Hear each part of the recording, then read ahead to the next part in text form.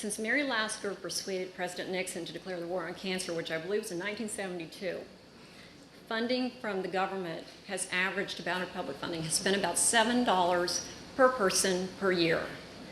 Now, private funding has been just about, from people like all of you, has been double that, and then the industry sponsors have kicked in just about an equivalent amount. So it shows you how important private funding can be in this field, that you can make a tremendous impact, all of you in this room can. The Hope Funds began as a response to an immediate need, the need to foster progress in the treatment of and the cure for the most difficult to treat cancers. Through focused funding of research programs that have the highest probability of success, we believe we can make an enormous difference. Dr. Mello's name and research are well known throughout the medical and academic worlds. He, along with Andrew Fire, was awarded the 2006 Nobel Prize in Medicine and Physiology for their groundbreaking work in RNA interference. Simply put, RNA interference can silence problematic genes. And this is really exciting, and it has great importance for the kind of philanthropy that you all are doing by supporting the Hope Fund. What you're doing here now, what we're able to do now is basically use genetic information to silence genes and to intervene in disease processes at the genetic level. And this has opened tremendous opportunities for researchers around the world to explore diseases and to try to understand diseases at the genetic level and to intervene in the disease process at the genetic level. And all of these opportunities have arisen within the last few years. Dr. Moore's research has improved prognosis, quality of life, and life expectancy for countless cancer patients.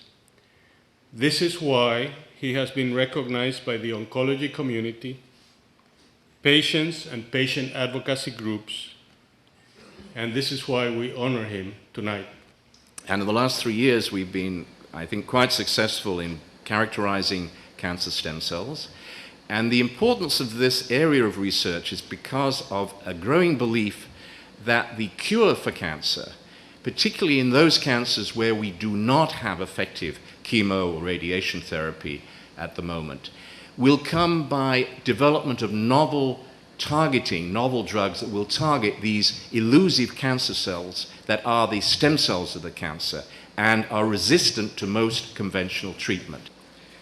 As one of the early markers of success in treating various cancers has been transforming it into a disease that is manageable, into a disease that one lives with, the mission of Gilda's clubs has moved front and center. The mission to ensure that millions of men, women, and children living with cancers, as well as their loved ones, receive the social and emotional support that is now recognized as a necessary adjunct to traditional medical care. We're grateful to you. We're grateful to what the Hope Funds for Cancer Research is doing to put the attention on those cancers that do not receive the kind of attention that some of the more well-known issues do. Dr. Bazell is recognized tonight for advocacy because of the critical role he's played in translating science for the public through his work in the media. I want to just emphasize something that everybody before me has said, but I'm going to just put it in a slightly different term so you all understand how important the work you do is. The budget for the NIH, the National Institutes of Health, doubled during the 1990s, and then it's gone flat. And that has created this situation where a lot of young people, like the people you're honoring tonight, they are fortunate to be honored by you, are ending up not having careers in science.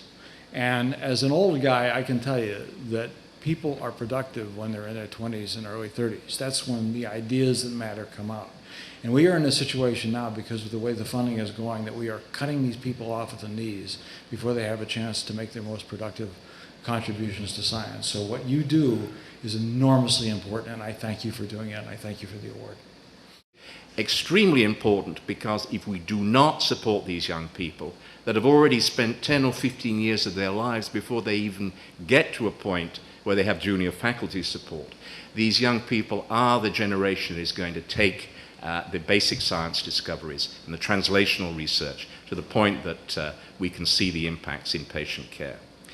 So what you all are doing by supporting research right now is you're accelerating tremendously the discoveries that will lead to the next generation of drugs, the next generation of therapies that will treat many of the types of cancer that today are untreatable. We can and we will understand these diseases in the next few years because of the powerful tools that we have in our hands. What we don't have is enough funding, and that is unforgivable. And we'd like to thank you for being here tonight and for having the compassion to identify with what the Hope Funds is trying to do, and for having the courage and the conviction to support early stage, high-risk research, which I will point out is not for the faint of heart. So I commend you all for being here and supporting us. Thank you.